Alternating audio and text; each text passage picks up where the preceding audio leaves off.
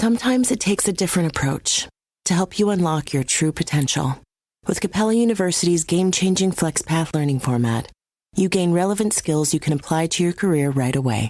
Earn your degree from an accredited university and be confident in the quality of your education. Imagine your future differently at capella.edu. Capella University is accredited by the Higher Learning Commission. Learn more at capella.edu/accreditation. You're listening to a Mint podcast brought to you by HT Smartcast. Good morning, listeners. Welcome to Top of the Morning by Mint, your weekday newscast that brings you 5 major stories from the world of business. It's Tuesday, April 16th, 2024. My name is Nelson John. Let's get started. Top of the Morning by Mint. Indian stock markets fell by over 1% for the second consecutive day on Monday, weighed down by rising tensions in the Middle East and resulting negative investor sentiment. India is in for some good news, especially for our farmers. After a tough year with less than ideal rain and the ongoing scorching summer, it looks like India is on track for a better than average monsoon season this year. The Indian Meteorological Department, IMD, anticipates that the fading El Niño, a weather phenomenon, will transition to neutral by June and possibly to La Niña conditions by late summer, promising higher rainfall. This could bump up our monsoon rainfall to 106% of the long-term average of 87 centimeters, which is about normal. This forecast is a relief considering the dry spell last year linked to El Niño, which reduced rainfall by 6% and nudged up inflation. Historically, when La Niña follows El Niño, India tends to see more rain. However, this could also result in uneven distribution of rainfall, meaning floods in some places. Mint's Puja and Arshdeep Kaur report on the latest IMD forecasts. Tata Electronics has sealed a deal with Elon Musk's EV manufacturer Tesla to produce crucial components for the car company. This partnership marks a significant boost for Tata in the electronics manufacturing space. The Tata Group company is also gearing up to set up a new facility dedicated to crafting essential parts like printed circuit board assemblies for Tesla vehicles. Interestingly, Tesla decided to go with Tata Electronics over its usual global partners like Foxconn and Jabil Inc. This choice seems to hinge on a couple of key factors: Tata's aggressive expansion in semiconductor fabrication and its strong stance in securing government incentives in India. This strategy is a win for Tesla too, as it aligns with Indian policies that lower import duties for EV makers, ramping up local production. These policies require that EVs achieve 50% local sourcing within 5 years to enjoy these benefits.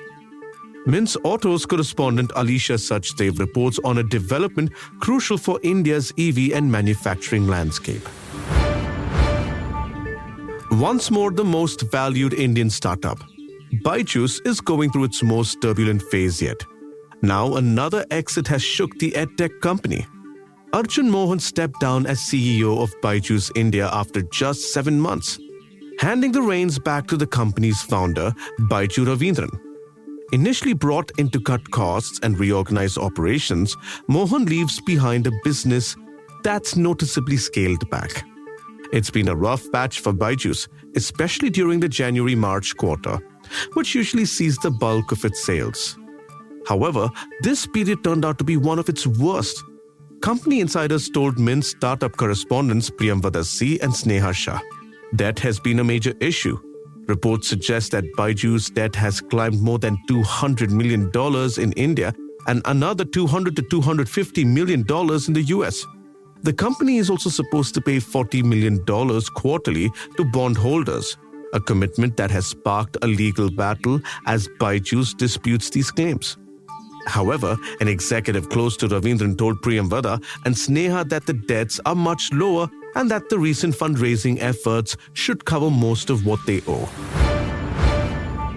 The geopolitical situation in West Asia is volatile again. After Iran's drone attack on Israel, the region is on the brink of a war. And when West Asia, a part of the Middle East, sneezes, economies around the world become prone to catching a cold. That is because of the fossil fuel reserves the area sits on. Rising tensions in the region could spell trouble for the Indian economy, with analysts warning that geopolitical uncertainties might drive up energy and commodity prices.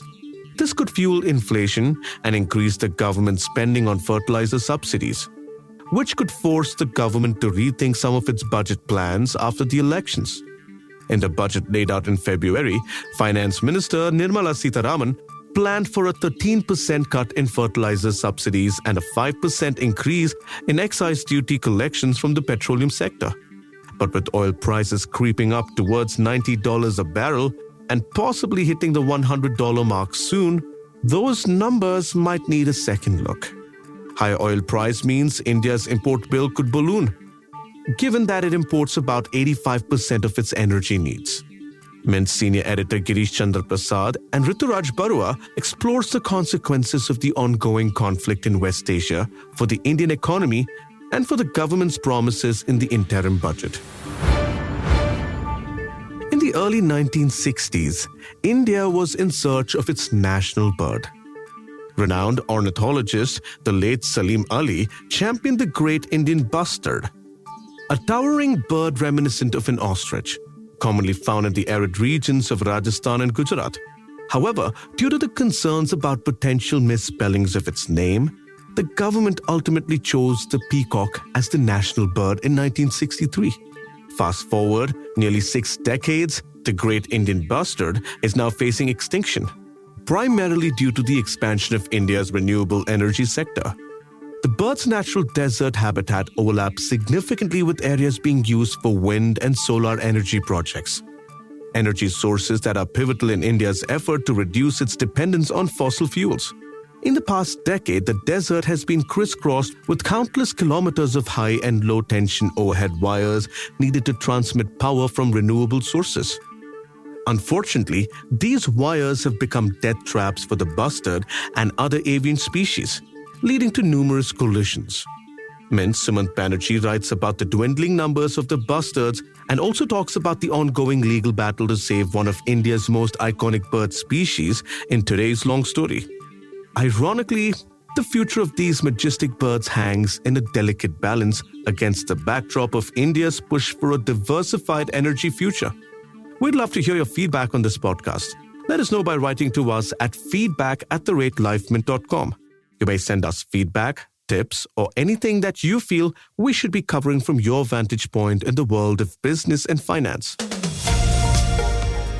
That's all for today. Thank you for listening. We'll be back tomorrow with a fresh episode of Top of the Morning. Have a nice day ahead. Top of the Morning by Mint. At Capella University, you'll get support from people who care about your success. From before you enroll to after you graduate, pursue your goals knowing help is available when you need it. Imagine your future differently at capella.edu.